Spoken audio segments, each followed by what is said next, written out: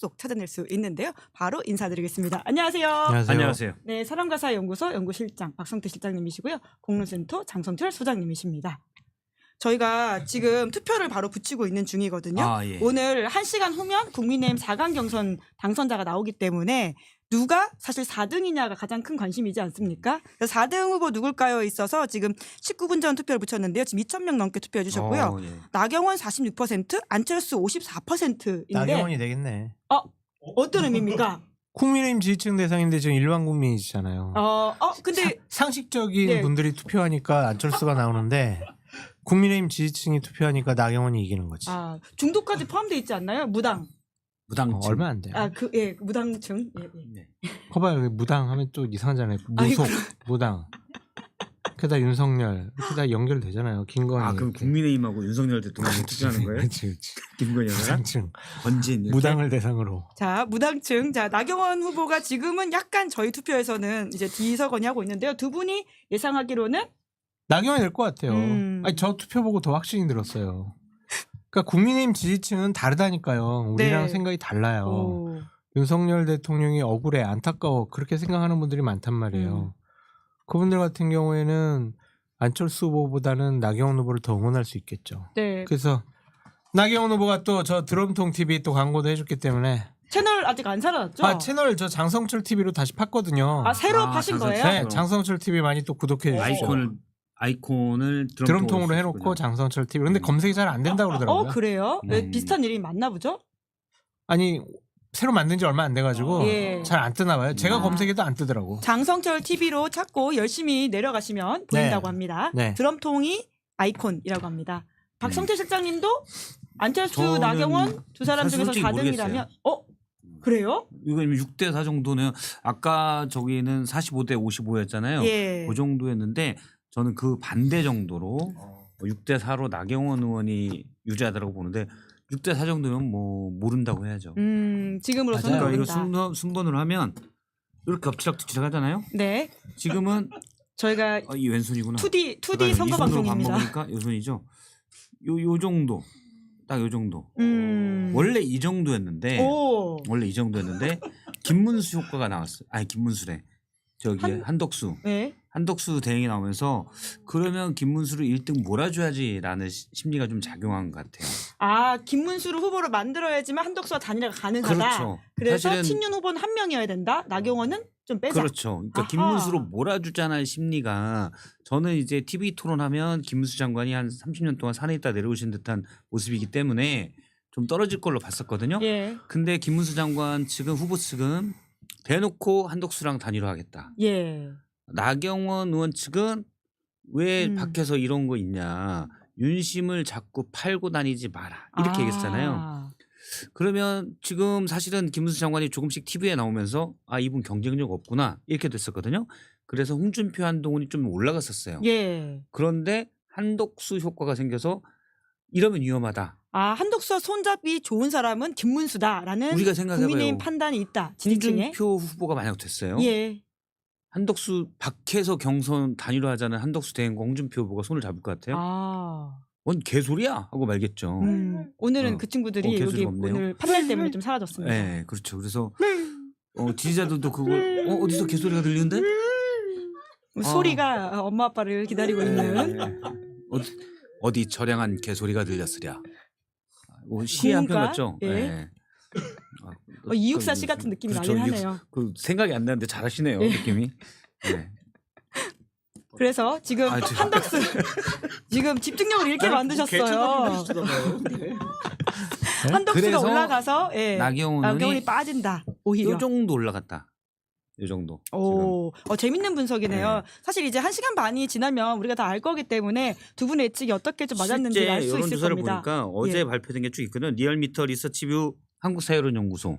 이걸 쭉 보면 1, 2, 3등은 뭐 거의 정해져 있잖아요. 누구죠? 한번 쭉 얼굴로 아니, 보여주시면. 얼굴로 보면 예, 그것도 1등은 제가 이제 지금은 2D로 저희가 쭉 드리면 선거 방송이 너무 보통 많아서. 이제 그래픽을 많이 쓰니까 그렇죠. 우리는 장치는 없으니까 손으로 저희는 다 2D로 그래요. 하겠습니다. 1등은 이렇게 둘이 엎치락뒤치락하는 것 같아요. 한동훈 3등이에요? 저를 빼놓으신다고요? 지금 박성태 실장님은 지금 상황을 제대로 살펴보시는 겁니까? 지금 나 키높이 구두 신으면서 지금 열심히 노력하고 있습니다. 지금 네? 키가 키 높이 구두를 신어서 그 정도 올라가신 거예요. 7cm 내가 더 높아요 지금. 그치. 유치하다고 아, 했으니까 사실관계를 아직 확인 못했습니다. 어쨌든 이렇게 되고 있어요. 조사마다도. 왜냐면 이건 여론조사기 때문에 지금까지 나온 여론조사랑 크게 다르진 않을 거잖아요. 명태균 씨가 여기에 손을 댈 수가 없기 때문에 크게 다르지 않을 거라고 봐요. 그러면은 오차범위 내에서 지금 왔다 갔다 하고 있습니다.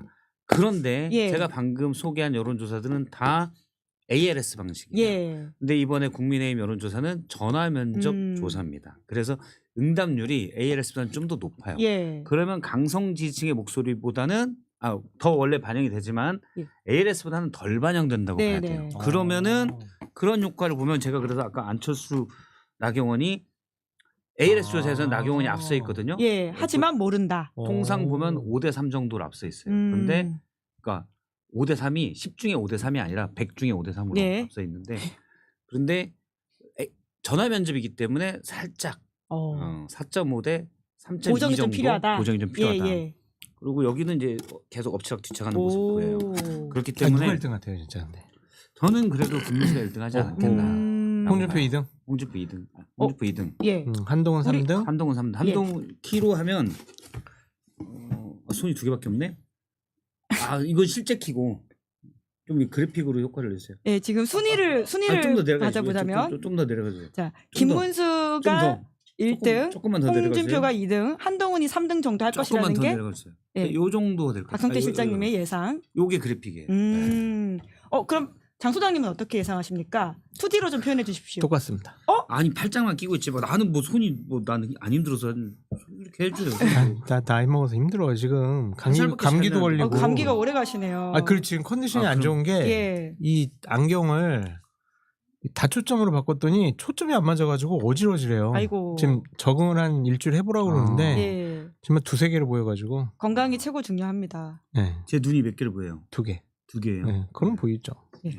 저도 비슷한 똑같은 생각이에요. 전망을 네. 여전히 김문수가 1등할 것이고 한동훈은 3등에 머물 것이다. 그러니까 이제 김문수가 1등 못할 수도 있는데 예. 지금 나온 여론조사 데이터를 보면 김문수가 1등이 아니야라고 예측하기가 비과학적인 거예요. 그거는 그냥 국민의힘 지지층이 김문수 전 장관은 경쟁력이 좀 약할 것 같으니까 다른 사람 뽑아야지라고 생각한다라는 거잖아요. 그거는 비과학적이지. 그래서 일단 현재 나온 흐름을 보면 김문수가 1등할 가능성이 높은데 홍준표 후보랑도 비슷하니까. 근데 세 분이 거의 다 비슷하더라고요. ALS 조사 해보니까. 예. 그렇죠? 하지만 오차범위 전화 면접은 좀 아니니까. 차이가 날 것이다. 오차범위 아니니까 뭐 세 분 다 그냥 뭐 비슷할 것 같아요. 네, 저희가 한 5분 정도 후에 투표를 마무리하도록 하고요. 그런데 결국은 이제 한덕수 변수 때문에 이 국민의힘 경선이라고 하는 게 사실상 예선처럼 되어버렸다라고 하는 평가가 있지 않습니까? 한덕수와 관련해서는 이번 주 말말말로 박성태 실장님이 뽑아오신 게 있긴 하죠. 한독수 된 거 안 만들었어요? 아직 국민의힘 오늘 경선이어가지고 장난감 좀 안 될 것 같아. 예. 너무 왜 안철수는 또 이렇게 뒤로 가려요? 진짜 너무하네. 아니 나는 이렇게 했는데. AI 아십니까? AI 아십니까? 양양자. 진짜 좀 많은 게 이게 나왔죠. 안철수 의원의 AI 공약입니다. 다 쓰레기예요. 아니 이재명 공약을 찢어버리는 거였는데 그랬어요? 안철수 거 찢는 게 아니라. 글쎄요. 잘못 알았다. 너무하시네요. 죄송합니다. 반 안철수 안철수구나. 의원에게 사과드리도록 하겠습니다. 진정성 있게 하세요. 그럼 안철수는 1시간 반 후에 어떻게 맞추셨는지 한번 확인해 보도록 사과드립니다. 하겠습니다. 예. 못 받아들이겠습니다. 다시 한번 사과해 주십시오. 아니 됐어요. 네. 한독수 대행 거는 노코멘트. 파이낸셜 타임즈와의 인터뷰. 17일 날 파이낸셜 타임즈하고 인터뷰를 했는데 대선 출마하냐 정확히 영어로 not yet. 난 예. 제가 원래 집에서 연습했는데 그때 방송에서 하려면 발음이 안 좋은. not good. 성대모사 연습하신 거예요? 아니 Not 발음 bad. 발음 괜찮으셨는데요? not yet. 예. 아니 좀 더 원어민스러워야 되는데 어쨌든 한덕수 노코멘트. 대행도 한국인인데요. 그렇죠. 예. 한국인이구나. 어쨌든 예. 뭐 그렇게 고액 한국인인지는 좀 뒤에 다시 또 더 얘기할 게 있고 그렇게 했다고 해요. 근데 낮 4시 아니라 지금 너무 too late예요. 너무 늦었어요. 예. 나갈 거면 빨리 나간다고 하고 안 나갈 거면 안 나간다고 하든지 대선 관리하는 사람이 지금 출마합니까? 뭐 계속 그냥 간만 보고 있잖아요. 예. 정말 부적절하다. 음. 노코멘트라고 하는데 이것도 정말 말이 안 되는 노코멘트 할 일이 아니잖아요. 이거는. 그러니까요. 이거는 의무예요. 예. 본인의 선택사항이 아니라. 음. 왜냐면 동네 한씨가 아니잖아요. 권한대행으로서 대선을 관리할 권한대행의 가장 큰 책무는 안정적으로 대선 관리해야 될 사람인데 이분이 지금 제일 대선판을 흔들고 있어요. 이건 말이 안 되는 거죠. 네.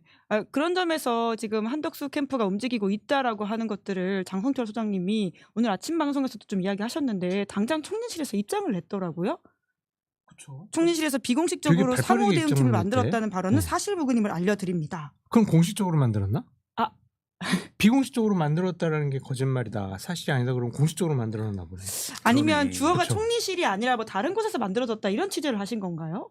아니요. 총리실에서 만들었어요? 네. 장 얘기했잖아요. 소장님 비공식적으로. 취재로. 비공식적으로. 우리 좀 뭐 대응을 해봐야 되는 거 아니야? 이렇게 해서 만들어. 이제 너랑 해. 그러면 이게 비공식 팀인 거죠? 아니 저 그런 오. 것도 안 하고 우리 한번 이거 대응해보고 여러 가지 좀 연구해보자. 대비해야 되는 거 아니야? 그래서 한번 해볼까? 뭐 이런 거지. 네. 아니 사실 그런 아까 소문도 있다고요. 예, 소문도. 일부에서 그 김준일 평론가가 장성철 소장의 취재를 믿을 수밖에 없다. 왜냐하면 소스가 한덕수 캠프 쪽이기 때문이다. 네. 이런 걸 폭로하고 가셨거든요. 김질 평론가는 새빨간 거짓말이에요. 나한테 감기나 옮기고 진짜 나쁜 사람이에요. 김질 평론은 괜찮던데요? 수요일 날 나한테 감기 옮기고 목요일부터 괜찮아지고 저는 목요일부터 감기 증상이 아, 있었다니까요. 네. 이거는 전염이라기보다는 전달이구나. 그렇죠. 그래서 큰일 났어요. 근데 저 지금 나아가고 있거든요. 음. 우리 큰애가 어제 저랑 이렇게 뭐 작업 좀 했었는데 감기 곰팡 걸렸다고 집에서 아이고. 들어 누웠어요 지금. 다들 감기 조심하십시오. 큰일 났네. 건강이 제일 저는 이제 중요합니다. 거의 나가고 있죠. 네. 그래서 본인의 취재는 신뢰할 만한 것이고 오늘 총리실 입장이라고 하는 것은 충분히 내가 반박 가능하다. 이렇게 그럼 제가 이해하면 근데 왜 될까요? 아침부터 저녁까지 그 사회자분들이 진짜냐고 계속 물어보지? 가짜 같아요? 아니 총리실 아침에- 입장을 냈으니까. 아침에 김현정 앵커도 진짜예요? 진짜죠? 라고 3번 물어보더라고. 아니 김현정 앵커는 처음 들었으니까 그렇게 물어볼 수 있는데 저는 총리실 입장이 나왔으니까 다시금 또 여쭤볼 수밖에 없게 되는 것 같아요. 근데 사모 대응팀을 비공식적으로 만들었다라는 소문이 있다, 얘기가 있다라는 것에 대해서만 아니라고 부인했잖아요. 제가 계속 한덕수는 이래요 저래요라고 얘기한 거 구체적으로 한 10가지가 되는데 그거는 부인을 안 했잖아요. 그건 뭐예요? 사실이라는 얘기지. 오. 그렇지 않아요? 맞잖아요. 왜 그것만 꼭 집어서 왜 그래요? 그럼 한덕수 권한대행의 와이프가 김건희야? 이 윤석열 정권도 맨날 김건희 얘기하면 그냥 팔딱 서가지고 막 그랬잖아요. 예. 과민 반응하고. 총리실도 그럼 마찬가지예요? 오. 말이 안 되잖아요. 예. 그러니까 저는 기본적으로 한덕수 권한대행이 출마하는 마음을 굳혔다. 예. 우리는 자전거다. 그렇게 얘기를 하는 거죠. 자전거요? 네. 그게 어떤 의미입니까? 이미 굴러간다. 우물쭈물 하다가는 큰일 난다. 어차피 굴러가기 시작했으니까 이게 페달을 계속 멈추면 넘어진다. 따르릉 비켜나세요. 우물쭈물 하다가는 큰일 납니다. 김문수한테 하는 말인가요? 나경원, 홍준표들한테. 자전거 김문수는 같아요. 뒤에 태우고 갈 거예요 나중에. 아하. 근데 뒤에 안장이 없어요. 안장이 없나요? 어떻게 그럼 타고 그럼 가요? 맨날 이렇게 뒤에 아싸를 먹게 잡고 뒤에 여기 나사 나온 걸 볼트 펼치고 탈 수 있어요. 그래서 저는 계속 말씀드려요. 그러니까 한덕수가 나오는 것은 부적절하다. 결국에는 못 나올 것 같다라고 계속 얘기를 하는데 현재까지는 계속 나오는 것이 확정됐다. 오. 주저하고 머뭇거리는 것이 아니라 그 출마 시점을 지금 정무적으로 판단하는 것이다. 이런 얘기를 전달해 주시더라고요. 예. 그러니까 나간다라는 것은 정확한 건지. 노코멘트라는 말은 뭐냐면요. 인정한다는 얘기예요. 정치권 용어예요. 정치인에서는. 노코멘트는 한국말이라니까. 이거는 확인해 줄 수 없다. 맞다. 근데 확인해 주면 내가 곤란해지니까 그냥 언급을 안 하겠다. 봐봐요. 우리 헌법재판소 재판할 때 뭐 답변이 제한됩니다. 뭐 이러고 진술을 거부합니다 이러잖아요. 그럼 왜 그러겠냐고요. 인정됐는데 본인한테 불리할까 봐 그러는 거잖아요. 노코멘트도 같은 말이에요. 예. 정치인들의 용어 노코멘트는 맞아.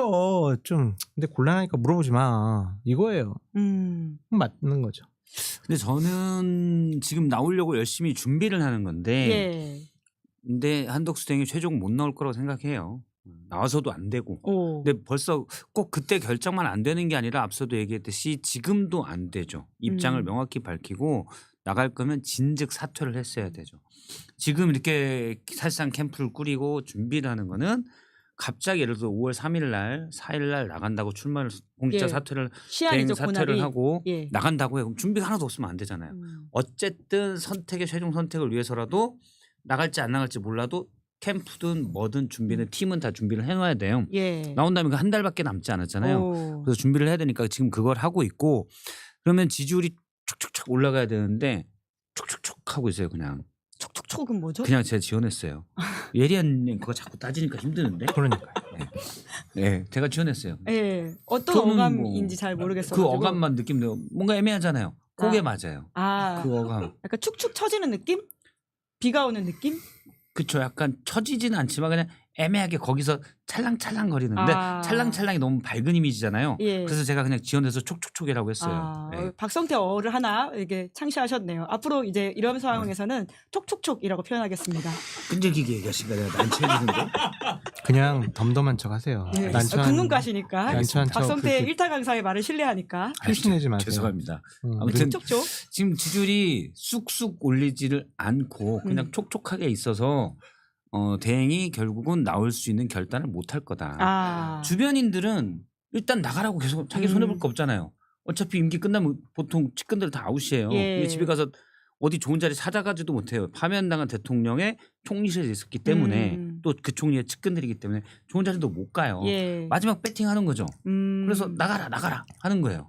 어차피 자기들이 돈도 안 내요. 아. 근데 한덕수 대행은 그 고민을 다 혼자 해야 되거든요. 근데 이분이 평생 결단한 일이 없기 때문에 이번에도 못 나올 거다라고 보고 그렇지만 세상 일이라는 게 모르니까 나올 수 있죠. 예. 그땐 진짜 이상해지는 거다. 아. 평소에도 이상했는데 지금 그때는 더 이상한 결단을 한 거다라고 보면 돼요. 네. 그 사실은 한덕수 쪽 돌아가는 얘기를 한 두세 분이 저한테 전달해 주시는데 예. 아까 저 이제 방송 끝나고 여기 오기 전에 잠깐 만나자고 그러더라고요. 여러 가지 상황을 구체적으로 얘기해 주겠다고. 근데 제가 간격에서 머리가 아프고 그래가지고 그냥 차에서 잤거든요. 네. 근데 끝나고 좀 만나자고 그러더라고요. 오. 한 1, 20분이라도. 그래서 제가 여기 방송 찾아오는 거예요? 방송 오. 끝나고 제가 장성철 TV에서 여러 가지 상황을 다 얘기해 드리겠습니다. 여기서 하셔야죠. 저도 먹고 살아야죠. 네, 지금 구독자 다시 100명으로 됐어요. 아, 지금 7천 네. 명까지 갔다가 다시 100명으로 예. 돼가지고 빨리 구독자 올려야죠. 오늘 밤에 한덕수 관련된 단독 사안을 공개하신다. 장성철 예고를 TV에서 하셨습니다. 찾아와 주십시오. 근데 파이낸셜 타임즈의 인터뷰에 부적절한 면이 너무 많았어요. 너무 많아가지고 존재 자체가 부적절 아닌가? 그렇지 않아요? 지금 존재 자체가 저는 보면 센과 치일의 모임에 나오는 가요나신가요? 닮았다는 느낌이 조금 있어서 외형적으로요. 외형적으로. 아 예. 얼굴 낯이 어둡다 이런 차원에서 말씀을 하시는 것 김은지 얼굴을 같습니다. 빨리 못 보겠어. 그래요. 너무 예리해가지고 그렇죠. 내 말할 걸 내 뇌를 꿰뚫고 있다는 느낌이에요. 그러니까 눈치가 너무 빠르신 것 저는 같아요. 빨리. 아, 지금 가요나 씨를 좀 찾아주시는데. 예. 아는 것도 모르시는 많고. 분들이 있으실 수도 있으니까 네. 아마 이미지를 저희 제작진이 준비하고 있는 것 같은데요. 김은지 아니 이거 거는 띄우면 이거 외모 비하가 되니까 띄우지 마세요. 예. 키랑 크고 좋으시죠 외모가 훌륭하죠. 아니 김은지 거는 그 60년대 거부터 2025년도 거까지 다 알고 계시더라고. 근데 옛날 노래는 그때 말씀하셨는데 못 알아듣긴 했었습니다. 못 알아들었어요? 뭐였지? 까먹었는데. 예. 네. 아니, 근데 오늘 이제 경향신문 보도였나요? 그러니까 탈정치 프레임을 들고 나와서 뭘 하겠다라고 예. 하는 거 봐서는 캠프가 진짜 있긴 있나? 이런 이제 생각이 들더라고요. 반기문 투가 안 되게끔 하겠다. 예. 저는 캠프가 있다고 봐요. 일단 장수영님과 접촉하고 있는 분들이 2명이나? 여럿이 있잖아요. 예. 실제 옆에서 하는 분들이 있다라고 생각이 되고 그런데 일단 그 FT와의 인터뷰에서 부적절한 건 방위비 협상. 원래 그러니까요. 이제 트럼프가 원샷으로 하겠다. 원스톱 쇼핑을 하겠다. 그러면서 통상 문제와 방위 관련 문제를 같이 해결하겠다. 일본에도 막 그렇게 얘기를 하잖아요.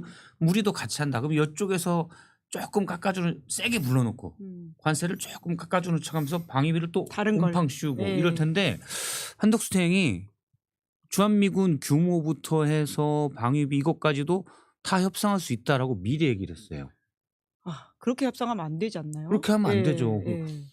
이분이 그러면 트럼프 책이라도 좀 읽어보고 해야 되는데 트럼프가 그렇게 본인이 그렇게 한다고 하는데 이분은 거기에 제일 잘 맞춰서 트럼프의 기분 좋게 일단 살살 기분 좋게 해줘야 되지만 실제로는 안 그래야 되잖아요. 근데 이분은 그냥 다 주겠다. 네, 모든 걸 다 오픈해서 협상하자. 네. 네. 제가 볼 때는 우리나라 대통령 출마를 꿈꾸는 게 아니라 미국의 부통령을 꿈꾸는 거 아닌가.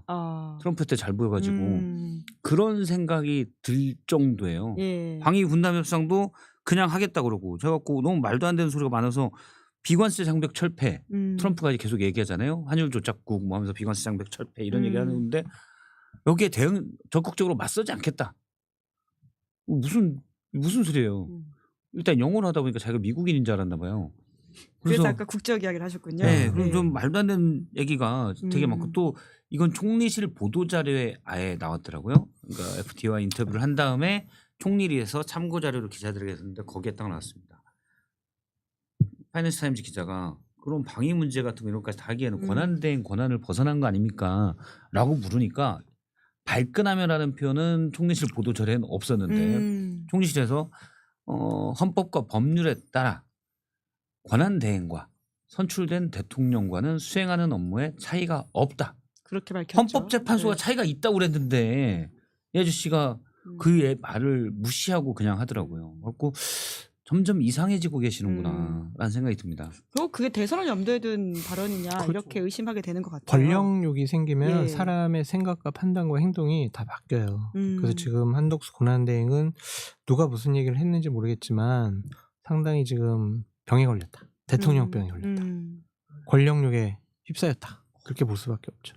네. 지금 장성철 TV 검색하니까 제주 장성철 TV가 나온다 이런 댓글이 쇄도하고 그게 있습니다. 며칠이 안 돼가지고 그런데 그 정렬 기준 있잖아요. 그걸 걸로 최신으로 이렇게 하셔야 뜨더라고요. 저도 제가 검색해도 안 나와요. 근데 정렬 기준 관련성 말고 최신으로.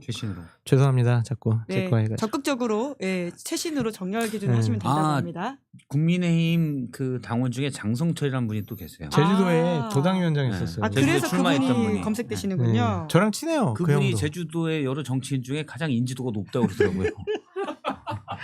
내년도에 제주도 도지사 될 수도 있어. 아, 장 소장님 때문에 오해를 외모도 장성철, 비슷하신가요? 아니 저보다 체격도 크시고 예. 저보다 한 2살인가 위신데 아주 뭐 경실련 활동도 하시고 이름으로는 인지도가 확 올라가셨겠네요. 많이 분 들어봤는데. 도의원 나오면 그냥 된대요. 그래서 도지사 출마하신다고. 장성철 소장님이 뽑아온 말말말로 넘어갈까요? 윤석열의 궤변. 네. 어제 이제 내란죄 관련해서 재판정에 나와가지고 칼 얘기를 했잖아요. 그게 적절한 비유인가라는 그런 생각도 들고 저런 인식과 생각과 판단을 하고 있었던 사람이 대통령이었다라는 것이 정말 부끄럽다라는 좀 생각도 들었고 해괴망측한 발언들에 대해서 헌법재판소에서 당신 되게 웃긴 사람이야 라고 파면 결정 내린 거잖아요. 하나도 인정 안 해줬잖아요. 그런데 그거를 계속 리바이벌 하고 있어요. 그러면서 이제 절차적인 문제에 대해서도 계속 문제 제기를 하고 있고 그래서 참 이상한 전직 대통령이었구나, 이상한 사람이구나 그런 좀 생각이 들어가지고 윤석열 전 대통령의 앞으로도 한 달에 한 2-3번씩 재판정에 나갈 것 같은데 거기서 나오는 소음 섞인 저런 메시지 때문에 많은 국민들께서 기분도 나빠하시고 피곤하시겠다. 그래서 이 궤변에 우리가 귀 기울이지 말자. 가급적이면 우리 김은재 시사인에서도 우리 윤석열 얘기는 안 했으면 좋겠다. 막 그런 생각도 좀 들더라고요. 네. 근데 이 내란 종식이 쉽게 안 끝나다 보니까 윤석열의 궤변에 대해서 또 팩트 체크하거나 이야기를 안 할 수 없는 상황이 팩트체크는 생기는 이제 것 김준일 같아요. 평론가랑 하시고 저희들이랑 그냥 좋은 얘기 하시죠. 그냥. 네. 그러니까 음향이에요. 메시지가 없어요. 아, 굳이 이제 오로지 음파만. 음파만 발생시키고 예. 있기 때문에 예. 괜찮습니다. 어. 좋은 음악 듣는 게 나아요. 네. 그런데 어제 졸았다라고 하는 보도가 있던데요. 이 또 피고인으로서 법정에 법정석에 앉아보신 장성철 소장님으로서는 이게 좀 어떤 피고인의 심리인가? 상상도 못해요. 거기 가면 되게 엄숙하고요. 다 막 이렇게 쳐다보잖아요. 재판장이 들어오면은 일어서고 나가면은 일어나고 막 이러잖아요. 그게 그 권위에 대한 존중의 표시거든요. 근데 거기서 이렇게 존다고요? 상상도 못하는 거예요. 그러니까 두 가지 거죠. 잠을 못 잤거나 아니면 내려놨거나. 근데 모든 걸 포기했다. 둘 다 같이 겹쳤을 수도 있을 것 같아. 내일 또 내가 내 대통령으로서 지금 내가 지금 여러 가지로 지금 외국도 나가고 해야 되는데 내가 또 내일 재판정 나가야 되는구나 하면서 술 막 새벽까지 먹다가 나와서 좋은 것이 아니냐라는 생각이 들고 왜 술을 마셨냐? 현타가 온 거지. 내가 이제 정말 감옥 갈 수도 있겠구나. 자칫 잘못하면은 감옥에서 못 나올 수도 있겠구나. 내가 대형 사고를 쳤구나. 이제 그 생각이 이제 든 거지. 옆에서 이제 김건희 씨도 내 말 그때 들었어야지 말. 당신 때문에 지금 나도 이제 지금 막 이제 특검 통과되면 나 어떡하라고 막 여러 가지 얘기를 할 테니까 그 현타가 온 것이 아닐까 좀 그런 생각도 듭니다. 저는 그런 생각이 좀 들더라고요. 말수는 많이 줄었잖아요. 93분 하다가 6분으로 줄었는데 1차에 비해서. 예, 일단 93분 얘기할 때 재판장이 주기현 부장판사가 그렇게 큰 제지는 안 했는데 아마 주변에서 자꾸 너무 많이 말씀하시는 거는 본인 재판에 이렇게 좋지 않을 것 같습니다. 이런 얘기를 했을 가능성이 있을 것 같아요. 아마 그분은 윤석열 전 대통령을 생각한다기보다는 이분이 많이 떠들면 이번 대선은 특히 폭망이다라고 해서 그런 식으로 조언했을 가능성. 그래서 말을 안고 있으려니까 졸립죠. 이분은 모든 대화를 주도해야 되는데 판사 얘기하지, 검사 얘기하지, 변호인 나도 얘기하려는데 이번엔 판사가 또 얘기 좀 그만하라고 그래. 그러면 졸립죠.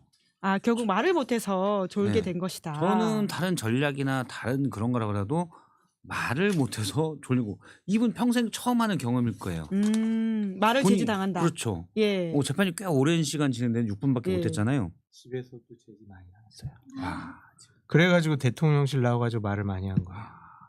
검찰총장일 때 검찰총장실 가서 말 많이 한 이유가 집에서 말을 못하니까. 제지되는. 그거는 사실관계를 바로잡겠습니다. 예. 어쨌든 그래서 졸 수밖에 없었다. 사람과 사회를 연구하는 박성태 실장님의 어떤 판단에 따르면 이거는 본인이 예. 잘 겪어보지 못한 예. 상황에 대한 타겟책이에요. 아, 잠으로 도망가는 거죠. 회피, 현실 회피. 그렇죠. 아, 그래서 저는 장담하건대 그런 식의 재판이 한 달 정도 진행이 된다면은 2달 길면 안 나오려고 할 것이다. 너무 지루해. 안 나왔습니다. 아, 형사재판은 무조건 나가야 과거에 되는데. 근데 박근혜 안 전 나온다고 대통령도 계속 안 부인하고 막 나간 바가 있긴 하죠. 칭하고 그러면서 예. 안 나올 수 있을 거예요. 예. 아프다. 그 나 빼고 강제 해라. 구인. 뭐 그런 형사재판 거죠, 어떻게 좀. 빼고 해요? 제가 이제 오면서 과연 윤석열이라는 존재는 대한민국에 뭐였을까라고 곰곰이 오. 생각을 해봤거든요. 황소개구리였다. 그런 생각이 들더라고요. 어떤 의미입니까? 생태교란종. 아, 처음에는 황소개구리 들여왔을 때 식용으로 이게 사육을 하면 식용으로 해가지고 막 고단백질 이렇게 풍부한 고단백질을 서민들에게 싼 값으로 공급해 줄 수 있다. 그래가지고 들여왔는데 보니까 팔리지도 않고 요리해도 맛도 없고 하니까 그냥 방생을 해가지고 강가에 있으면서 그냥 우리나라 참붕어든 그냥 물고기 다 잡아먹었잖아요. 그래서 생태를 교란시킨 거 아니에요. 네. 보수 생태 계란종인가요? 그러면? 그러니까요. 고란종? 그런 네, 생각이 네. 드는 거예요. 처음에는 공정과 상식, 이 정의로운 검사인 줄 알고 국민의힘에 영입을 했는데 오자마자 막 국민의힘 이런다는 말이야 뭐 없어져 버려야 됩니다 이러고 그래서 그때 엑스파일로 경고하신 거 아니었어요? 경고했죠. 네. 그러고 나서 와가지고 당대표 너 해 너 하지마 너 쫓아버려 막 비대위원장 너 해 너 하지마 그러다가 막 두드러 팬 거 아니에요 국민의힘 의원들을. 그러다가 지금 황소개구리가 어떤 처지가 됐냐 지금 강가나 호수에서 잡히질 않는데요. 이제 많이 잡아들였고 예. 또 거기에 박멸에 성공한 거예요? 네, 거의 박멸? 우리나라의 토종 예를 들면 뭐 수달이라든지 아니면 다른 것들이 천적들을 풀어놨구나. 다 뱀이라든지 이런 데 잡아먹은 거예요. 그래서 거의 없어졌다 그러더라고요. 윤석열이 이제 그런 단계가 아니냐. 생태 교란을 하다가 결국에는 다시 천적들이 나타나가지고 없어지는 단계. 그런데 윤석열 신당이라든지 윤어게인 뭐 신당 이런 걸 보면 진짜 아직 없어질 수 있는 단계나 이런 생각이 들긴 하거든요. 김문재 앵커님, 김계리, 뭐 배희철 이런 수준의 사람들이 정당 못 만들어요. 정당은 조직이 기본적으로 있어야 예. 되고 구심점이 있어야 되고 예. 또한 지역적인 조직도 있어야 되고 돈도 있어야 되고 여러 가지 조항들이 있거든요. 그러면 그 윤어게인당은 윤석열이 12월 3일 날 발표한 포고령을 정강 정식으로 할 거예요. 언론 출판 결사의 자유는 다 없애버린다. 시사인 김은지 앵커부터 잡아다가 비언 벙커에다가 밝히겠다. 그 의사들은 저기다 특히 전공의는 잡아다가 처단한다. 뭐 정강 정책이 그거예요? 그러면은 예?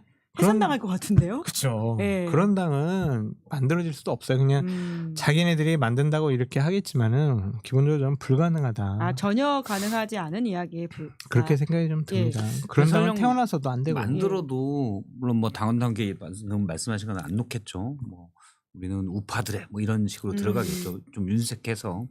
근데 만들어도 아무 영향이 없는 거예요. 그렇죠. 당이 선거 때 보면 수십 개가 있잖아요. 그렇죠. 선거는 그냥 그 중에 하나예요. 아. 왜냐면 사실 전광훈 당도 예. 기독자유통일당도 실제 그런 위치였는데 그들보단 조금은 그러니까 3%가 넘어야 총선에서 비례대표 넘어야 비례대표 의석을 확보하잖아요. 그걸 계속 몇 번 시도했는데 안 된다이거든요. 예. 광화문에 거리는 이분들이 몇 번 출구부터 몇 번 출구까지 상당히 점유하고 있지만 실제 국민들의 의사에서는 그냥 한 줌은 아니고 두 줌 정도 그 정도였어요. 그런데 여기에 국민의힘 주류가 결합하면서 이들의 목소리가 확 커진 거죠. 예. 그게 문제였던 거예요. 그게 포인트. 국민의힘 주류가 이들과 손을 잡아서 이 나라가 난리가 났던 거거든요. 근데 이미 이제 파면됐기 때문에 윤석열이 윤 어게인이든 뭐 비긴이든 신당을 만들어봐야 크게 안 될 거고 기독자유통일당보다는 좀 더 작은 예. 극소수의 당에 그칠 수가 있다. 영향력은 없어요. 그리고 윤석열 전 대통령도 곧 깜빵 가야 되니까 그러면 이제 또 더 영향력이 없고 영치금을 핑계로 후원 계좌를 만들겠죠. 봐봐요. 그 윤석열 탄핵 그 과정 중에서 제일 활발하게 활동했던 게 김나윤이잖아요. 네. 김기현, 나경원, 윤상현. 김기현 지금 목소리 내요? 어디 갔어요? 없죠. 어디 갔어요, 진짜? 윤상현은 보여요? 누구 캠프 가 있어요? 아니 없어요 지금. 그냥 가만히 있어요. 캠프 활동도 안 해요? 안 해. 뭐 한덕수라도 안 도와요? 한덕수 권한대행이 전화를 했어요. 누구한테요? 김기현 김기현한테? 대표한테 도와달라고 하고 오. 이제 그렇게 이제 했는데 활동이 전혀 눈에 띄지 않잖아요. 나경원 의원 뭐라 그래요? 아니 왜 국민의힘 경선에 윤석열 대통령을 왜 자꾸 끌어들여요? 왜 나쁜 사람이네? 뭐 이러잖아요. 그러다가 지지율 좀 떨어질 것 같으면 다시 네. 단일화고 뭐 우리가 비전을 같이 공유하고 그러면 괜찮겠죠. 또 이렇게 살짝 또 바꿨어요. 김계리랑 비전을 공유한다고요? 아니 그 한덕수 대행이랑 한덕수랑 또 한다고 하대. 한다고 또 살짝 왔다 갔다 해요. 그러니까. 그러긴 하죠. 그러니까 그 사람들도 지금 김나윤도 윤과 멀어졌다. 윤 전통하고 예. 서서히 거리두기 하고 있잖아요.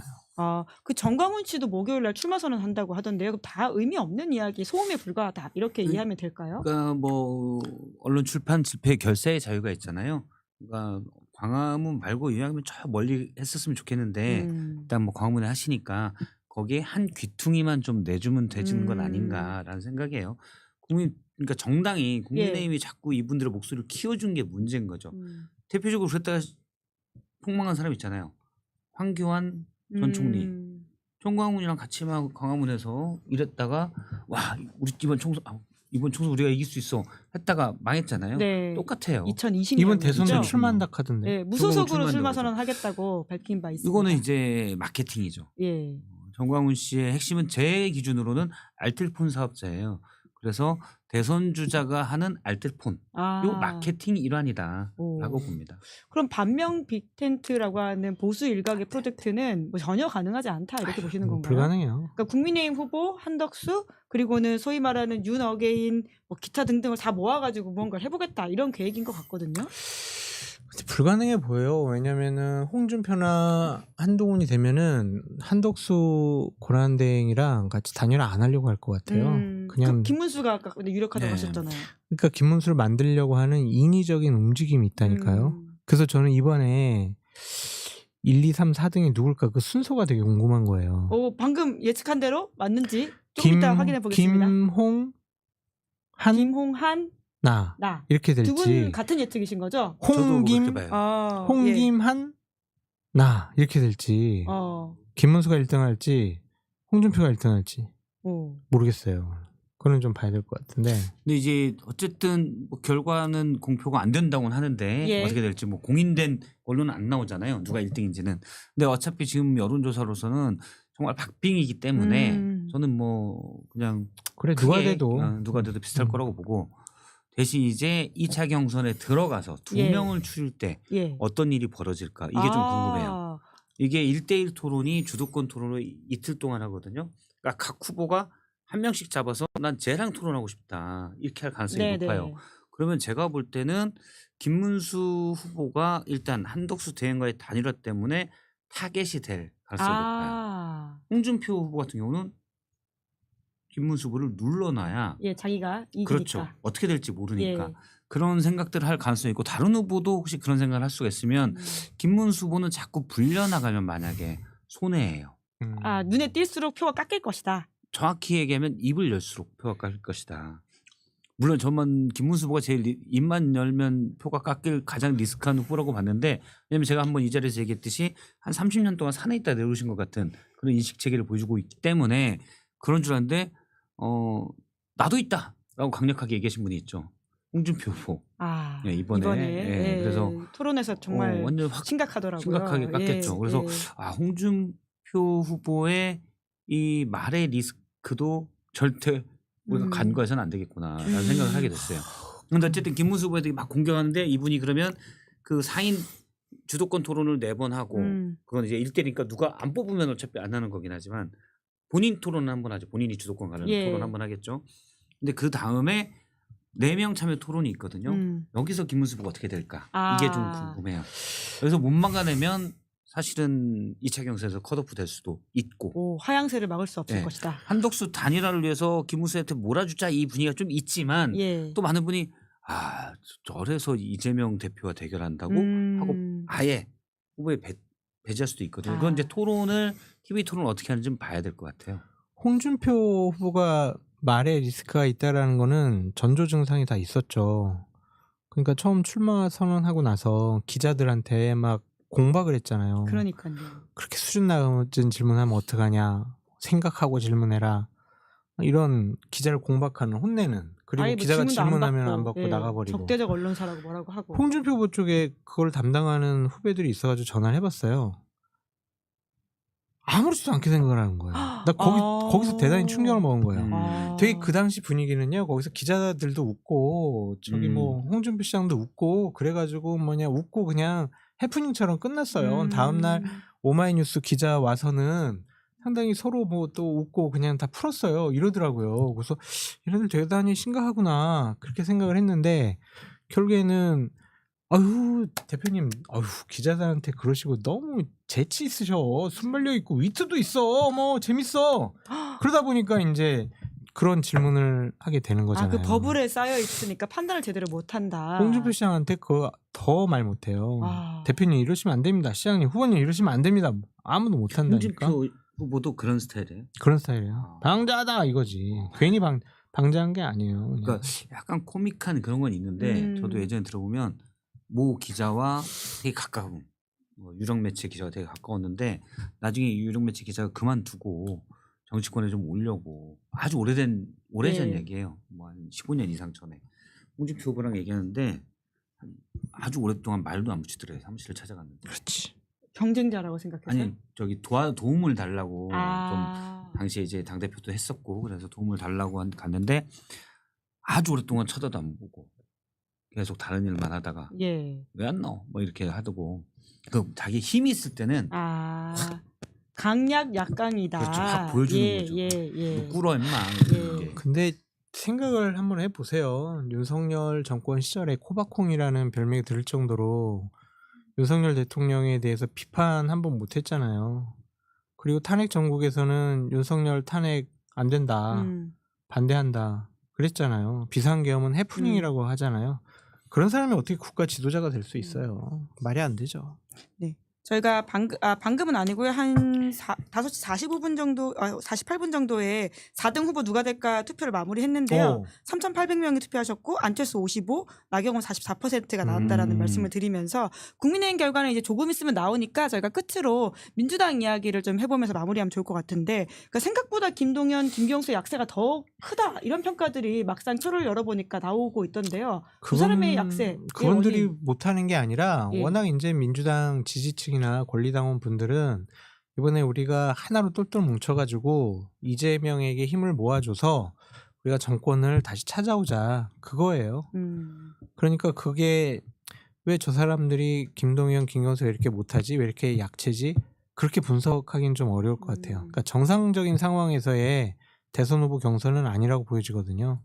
그래서 그러한 점들은 좀 이해가 가요. 그러니까 저는 계속 88% 정도 득표하지 않을까? 막 계속 이렇게 전망을 했던 거고. 거의. 근데 이제 수도권에서는 좀 그 비율이 좀 떨어질 수 있겠죠. 그리고 일반 국민 뭐 민주당 지지층이긴 하지만 일반 국민 대상으로 하면 그 수치도 좀 떨어질 것 같아서 88, 90까지는 안 나올 거는 같은데 어쨌든 누적으로 총합 말씀하시는 거죠? 네. 80% 초중반 정도 나올 거는 오. 같은데 그것만 해도 대단한 거죠. 네. 그래서 그만큼 민주당 지지층이나 당원분들의 정권 교체 열망이 강렬하다. 그렇게 보여집니다. 지금 이제 대의원과 권리당원인데 예. 권리당원은 이재명 후보가 훨씬 압도적으로 음. 많죠. 사실은 김경수 지사도 그렇고 김동연 지사도 사실 권리당원들에서 지지층은 약한 편이거든요.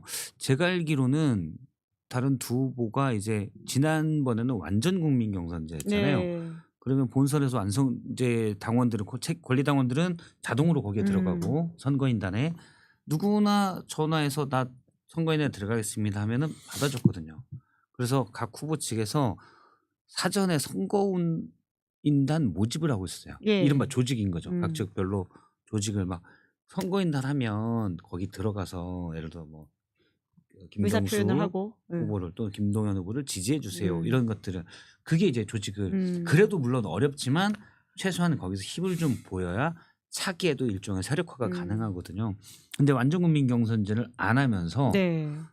사실은 일부 지지층 뭐 민주당 내에서도 사실은 이재명 대표보다는 압도적으로 적죠. 근데 그 지지층도 참여할 의사가 많이 적어졌다. 아, 저는 그 동력이 약간, 줄어서 네. 제도 세팅이 그렇게 되니까. 그렇죠. 저는 그렇다고 봐요. 근데 그러면 왜 완전 국민 경선을 안 했을까? 예를 들어서 뭐 일각의 세계인데 신천지가 단체로 들어올 수도 있다. 뭐 이번에 무슨 건진과 통일교 나왔는데 통일교가 또 단체로 들어올 수 있다. 이런 뭐 염려를 우려를 제기하기도 하지만 완전 국민제로 완전 국민 경선제로 해서 선거인단을 조직화하도록 되면 이게 조직이 되잖아요. 각 세가 되거든요 나중에. 아, 그러면 향후를 염두에 둔. 이재명 대표가 대통령이 됐어요. 예. 그러면 그 다음에 사실은 이른바 친명이라는 그룹은 있지만 이렇다 할 대선 주자는 없는 거예요. 이쪽에 조직이 만들어져 있으면 김경수 지사든 김동연 지사든 예. 약간의 버팀목이 될 수 있잖아요. 그게 이제 눈덩이처럼 굴러서 세력이 될 수도 있고 그냥 제 추정인데 그런 것들을 좀 예방하는 차원이 아니었을까. 아, 향후 당지. 당권 경제까지도 염두에 둔 그렇죠. 이번에 룰 세팅이었다. 근데 그렇게 하다 보니 예. 90% 가깝게 현재 나오잖아요. 예. 근데 저는 이렇게 나오는 건 민주당한테 불리하다고 봐요. 왜냐하면 이재명 대표가 가장 많이 비판받았던 게 일극 체제예요. 사실은. 사법 리스크는 검찰의 선택적 기소도 있다. 이렇게 해서 충분히 또 방어를 할 수 있지만 일극 체제는 이미 몇 번이 나온 거기 때문에 네. 사실은 논리적으로 명분상은 방어하기가 애매한 부분이었거든요. 그런데 이번에 90% 이렇게 나와버린다. 그러면 맞잖아. 이런 얘기에 중도층에서 맞잖아 했을 때 할 말이 없죠. 네. 그럼 남은 이제 과제는 호남과 수도권에서 어떻게 좀 이게 좀 격차가 바뀔지에 대한 부분이긴 하겠네요. 격차는 약간 줄어들겠지만 예. 눈여겨보는 건 이제 호남의 투표율. 아, 투표율이요. 투표율이 득표율이 아니라 얼마나 나오는지가 그렇죠. 예, 득표율은 눈여겨봐야 높을 된다. 거라고 봐요. 왜냐하면 이미 경선이 거의 확정이 된 상황이기 때문에 이미 이제 뭔가 다른 생각을 가지고 있는 사람은 투표를 아예 안 할 가능성이 있어요. 투표를 포기할 수 있기 그렇죠. 때문에. 모수가 줄어들어 버리는 거죠. 그래서 투표율이 어느 정도 되느냐. 지난 경선 때, 지난 대선에 경선 때도 호남이 사실은 투표율이 낮았어요. 예. 전국이 다 해서 67%였는데 40% 초반대였거든요. 차이가 많이 났었죠. 네, 그때도 예. 약간의 이제 호남은 좀 비판적으로 본 건데 이번엔 어떨지 좀 봐야 될 것 같아요. 네. 관전 포인트 짚어주셨으니까 다음 주 화요일 날 뵐 때는 일요일 날 결과 나왔으니까 그걸 분석하기를 하면 될 것 같고요. 오늘 곧 나올 6시 반 정도에 나오고 7시에 또 이렇게 발표를 한다고 하니까 두 분의 예상이 얼마나 맞았는지를 다음 주 점검하는 시간까지 같이 가지도록 하겠습니다. 잊어버리세요. 지금 저희가 짤로 다 남겨놨습니다. 자, 끝으로 근데 장성. 저는 잘 틀리는 것 같아요. 갑자기 왜 밑장을 빼시는 거예요? 죄송합니다.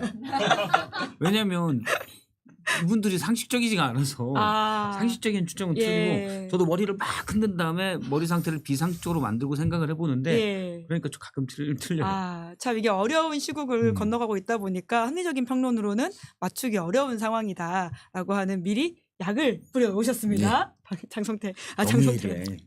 장성철, 박성태 두 분께서 그 덕분에 이번 주도 저희가 앞으로 내다볼 일주일치 이야기들을 얻어갔고요. 또 여기서 인사드리도록 하겠습니다. 두 분 수고하셨습니다. 감사합니다. 고맙습니다. 네, 김은재 뉴스인 4월 20일 준비한 방송 여기까지고요. 저는 내일 오후 5시에 김종대 그리고 신용환 교수와 함께 돌아오겠습니다. 오늘 방송 재밌게 보셨다면 구독, 좋아요, 알림 설정 부탁드리겠습니다. 고맙습니다. 시사인이 만드는 정치 라이브 김은재 뉴스인 매주 월요일부터 목요일까지 오후 5시에 생방송됩니다. 구독, 좋아요, 알림 설정으로 함께해 주시면 큰 응원과 격려가 됩니다.